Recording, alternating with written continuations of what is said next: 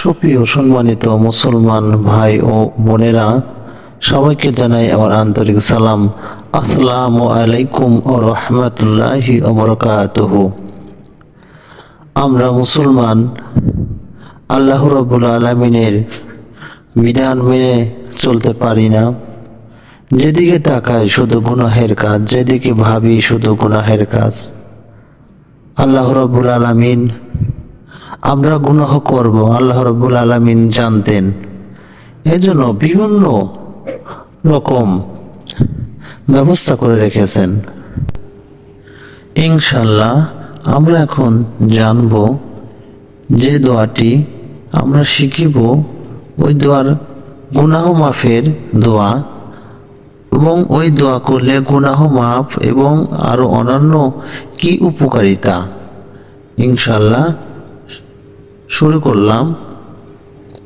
বর্ণিত আছে, যে ব্যক্তি এই দোয়া সকালে ও সন্ধ্যায় 10 বার করিয়া পাঠ করিবে, আল্লাহ তাআলা তাহার আমলনামায় 100 নেকি লিখিবেন এবং 100 বদি মিটিয়ে দিবেন, আর একটি গোলাম আজাদ করিবার পুণ্য লাভ করিবে। আর উক্ত দিবসে ও রাত্রিতে সমস্ত বিপদ হইতে নিরাপদে থাকিবে। সুবহানাল্লাহ, আলহামদুলিল্লাহ।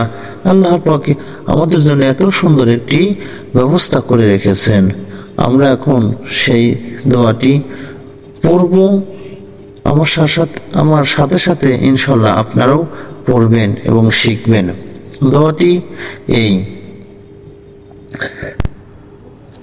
আউযু বিল্লাহি মিনাশ শাইতানির রাজীম, বিসমিল্লাহির রহমানির রহিম।